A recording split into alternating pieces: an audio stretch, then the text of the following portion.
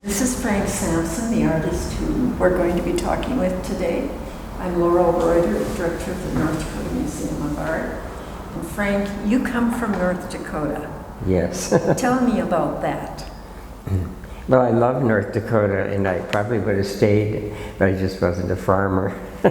And so I had a farming father, and I had 3 older brothers who were all farming and were interested in following Dad. And then I came along, and I wasn't quite cut out of the same mold. So I still love the state of North Dakota, and I love the farm life, and growing up there was very special to me. You also had animals on the farm? Yes, we had a farm. It was a diversified farming where you had rather a small amount of acreage, and my father would put in grains like wheat and barley. And then in the meantime, he also had to have animals for food and so forth. So we had pigs and cows and chickens and horses, of course, because they were doing a lot of the work. How did this translate into becoming an artist?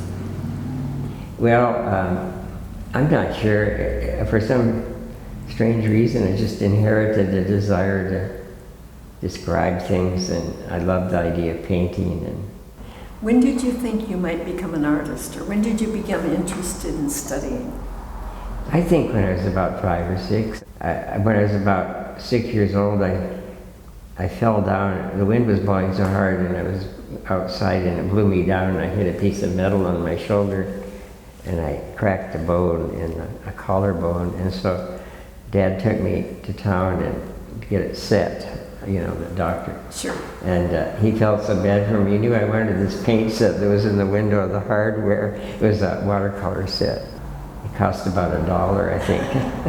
And so he went over and bought the set of watercolors, and so when the doctor was setting my arm, he said, "This is really going to hurt." And I thought it would hurt a lot, but it really didn't. I was thinking about the watercolor set.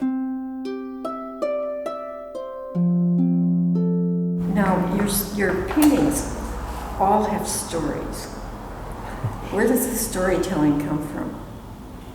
Well, I think in a very straightforward way, it was because of my mom. She had just a love for telling stories, and she'd get so enthusiastic, and it was just like she was living the story, you know. So she'd tell these wonderful stories, mostly with animals and people's roles quite often, like Reynard the fox, and he'd be coming to steal the chickens, and that sort of thing. Then at a certain point, I opened my mind to thinking of other animals besides North American animals, or common animals in North America, and I started adding wonderful animals like giraffes and elephants, and that the elephant was always a favorite. Sometime along the line when I was a little boy, we had carnivals coming to Edmore. They had a small elephant, I think it was kind of halfway a baby elephant, and this young guy that was taking care of it saw me staring at it, and he grabbed me up and set me on it. And it was such a thrilling experience, I never forgot it. Do animals play a part in your printmaking? Oh yes,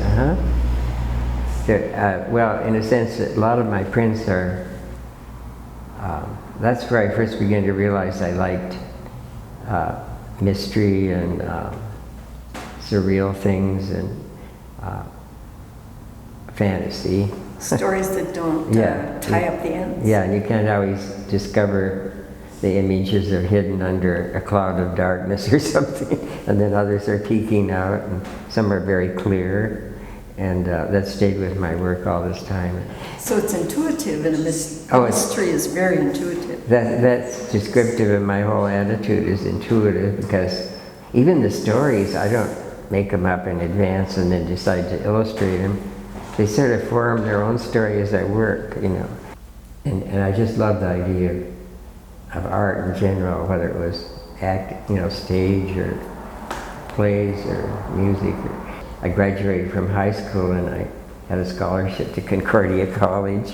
And then they had a very good art teacher named Cyrus Running.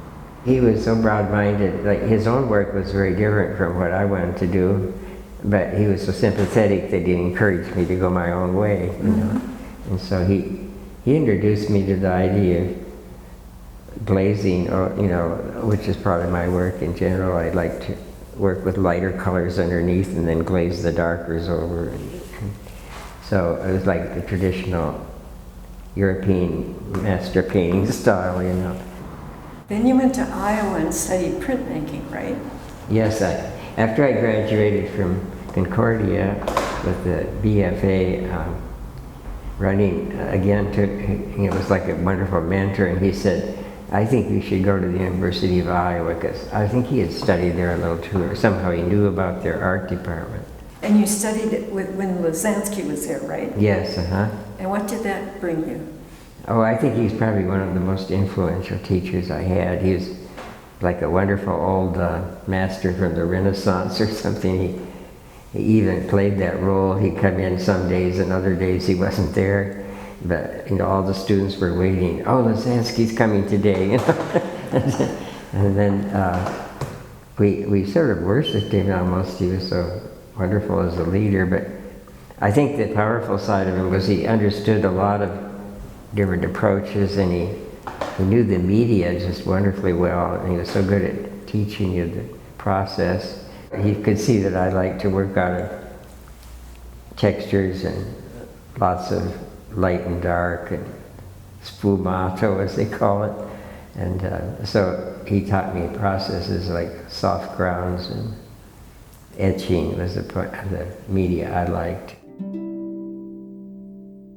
When did you first become aware of texture and of those kinds of...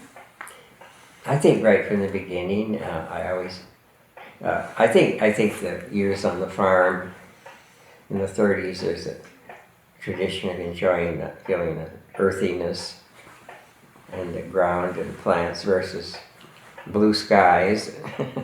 And so my favorite colors have been brown and blue. I love it, the feeling of history and ancient things from different periods of time and different cultures. So I love masks, especially because they often are abstractions from animal shapes and sometimes human.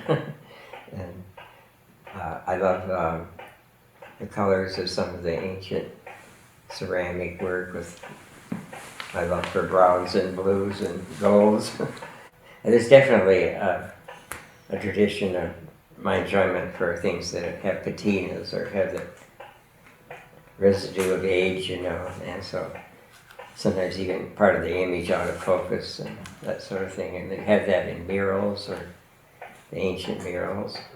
There'd be very clear areas and description and other areas that are fading or falling off the wall.